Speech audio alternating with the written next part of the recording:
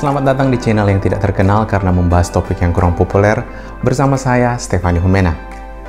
Dan video ini merupakan seri pembelajaran bahasa Indonesia Laras Jurnalistik. Pada video ini, saya akan membicarakan persoalan bahasa Indonesia dalam laras jurnalistik atau sering kita sebut dengan bentuk bahasa jurnalistik. Seperti apa bahasa jurnalistik itu dan bagaimana pengaruhnya terhadap bahasa Indonesia akan saya ulas pada video kali ini. Untuk itu, jangan kemana-mana dan pastikan untuk menyaksikan video ini hingga selesai.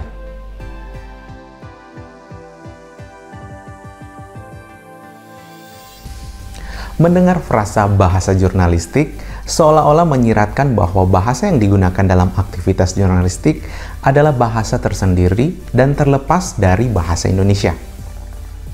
Hal ini dikarenakan bahasa sebagai kata atau unit terkecil yang memiliki makna mengacu pada suatu hal yang berbeda tergantung kata yang mengikutinya. Misalnya bahasa Indonesia dan bahasa Inggris. Tentu jelas bahwa ini merupakan dua bahasa yang berbeda karena memiliki struktur bunyi serta pola gramatika yang berbeda. Sementara bahasa jurnalistik pada dasarnya berinduk pada bahasa Indonesia. Memang tidak salah jika kita menggunakan bentuk bahasa jurnalistik. Abdul Chair pun menggunakan frasa bahasa jurnalistik sebagai judul bukunya yang khusus menjelaskan kedudukan serta serba-serbi bahasa Indonesia dalam karya jurnalistik. Tetapi, lebih tepat sebenarnya jika kita menggunakan istilah ragam jurnalistik atau laras jurnalistik. Penjelasan lebih lanjut mengenai ragam dan laras dalam bahasa Indonesia bisa Anda temukan pada video saya yang berjudul Ragam dan Laras dalam Bahasa Indonesia. Kembali ke masalah utama pada video kali ini. Seperti apa sebenarnya bahasa Indonesia ragam jurnalistik itu? Apa yang membedakannya dengan bahasa Indonesia dengan ragam dan laras yang lain? Singkatnya, ragam atau laras jurnalistik itu adalah bahasa Indonesia yang digunakan dalam aktivitas jurnalistik, baik lisan maupun tulisan. Dan pemakaian bahasa dalam ragam tersebut memiliki karakteristik bahasa tersendiri dengan bahasa Indonesia laras yang lain. Ya, Profesor John Hohenberg, seorang jurnalis sekaligus akademisi asal Amerika Serikat, penulis buku The Professional Journalist, mengatakan bahwa tujuan semua karya jurnalistik itu ialah menyampaikan informasi, opini, dan ide kepada pembaca secara umum. Kemudian, informasi tersebut harus disampaikan dengan teliti, ringkas, jelas, mudah dimengerti, dan menarik. Saya akan mengurai pernyataan tersebut satu persatu. Pertama, teliti. Laras jurnalistik harus teliti. Artinya, informasi yang disampaikan dalam karya jurnalistik harus benar, akurat, dan tidak ada konten-konten rekayasa yang dimuat dalam berita. Kemudian ringkas dan jelas. Artinya, struktur kalimat yang dibangun dalam karya jurnalistik tidak bertele-tele dan kosakata yang digunakan atau kosakata yang dibangun dalam kalimat tersebut harus tepat secara semantik dan gramatikal. Ketiga, mudah dimengerti. Artinya, ketika seorang pembaca membaca sebuah berita, pembaca tidak perlu mengeluarkan atau membutuhkan energi yang banyak hanya untuk berusaha memahami makna, maksud, atau tujuan pewarta dalam karya jurnalistiknya. Dan terakhir, menarik. Artinya, berita yang disampaikan disusun dalam kalimat-kalimat atau kata-kata yang menarik perhatian, sehingga orang ingin membaca berita tersebut. Selanjutnya, bagaimana seorang pewarta dapat merumuskan atau menulis berita yang memuat informasi dengan teliti, ringkas, jelas, mudah dimengerti, dan menarik?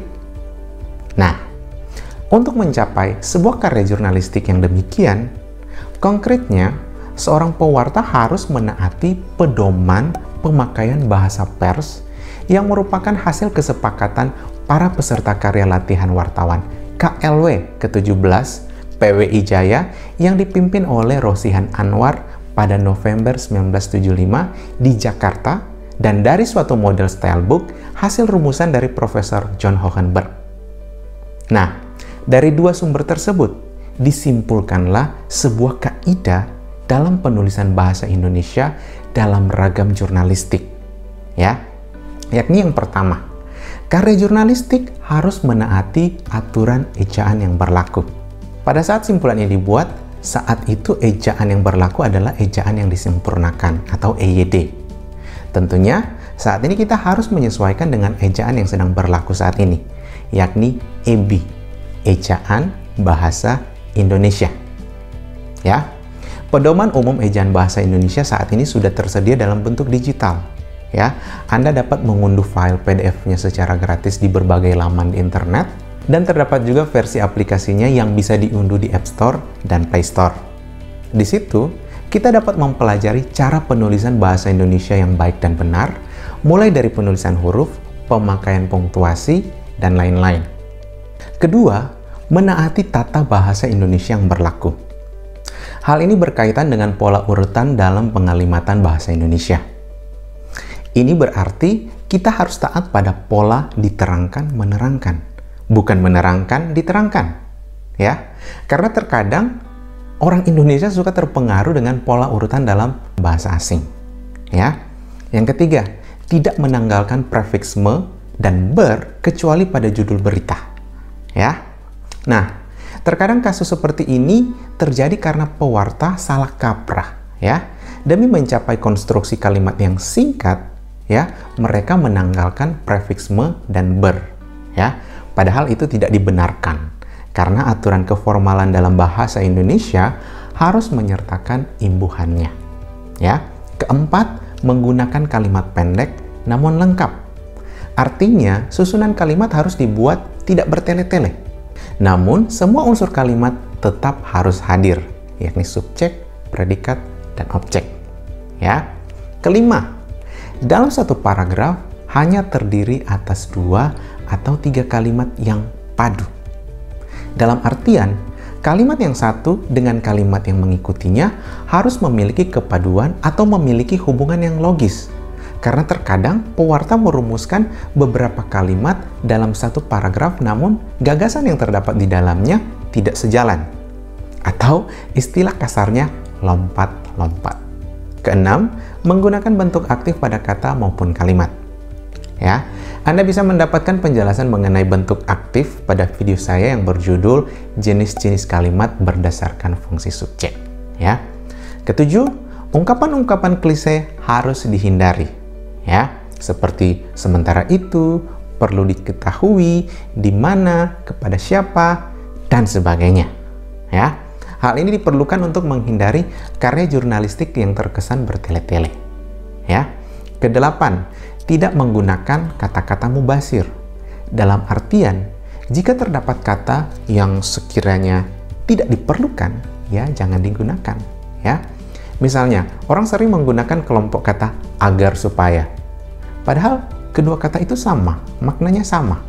Harusnya dipilih saja mau menggunakan agar atau supaya. Kesembilan, kalimat aktif dan pasif tidak dicampurkan dalam satu paragraf.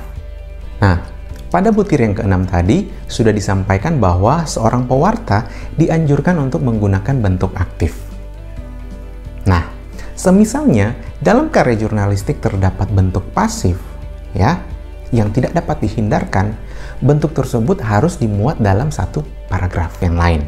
Kemudian yang ke-10, tidak menggunakan kata-kata asing atau istilah teknis.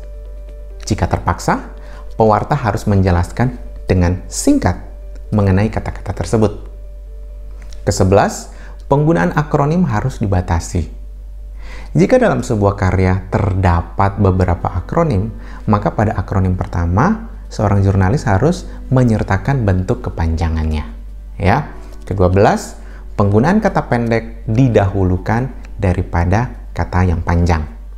Artinya, kita harus memiliki pengetahuan mengenai sinonim, sehingga kita bisa mendahulukan kata-kata yang pendek agar karya jurnalistiknya tidak terlalu panjang. Ke-13, tidak menggunakan kata ganti orang pertama saya dan kami. Ya, Akan menjadi lucu jika karya jurnalistik menggunakan bentuk-bentuk ini, ya. Nanti berita atau informasi yang disampaikan terkesan subjektif, sementara berita haruslah objektif, ya. Ke-14, kutipan harus disertakan pada paragraf yang baru. Jelas ya? Kemudian yang ke-15, tidak memasukkan pendapat pribadi, ya. Inilah yang disebut dengan berita objektif. Ke-16, berita harus disajikan dalam bentuk past tense, artinya sesuatu yang telah terjadi. Kemudian ke-17, kata hari ini digunakan dalam media elektronik atau koran sore, sedangkan kata kemarin digunakan pada koran yang terbit pada pagi hari. Kata-kata penunjuk waktu ini berhubungan erat dengan butir yang ke-16.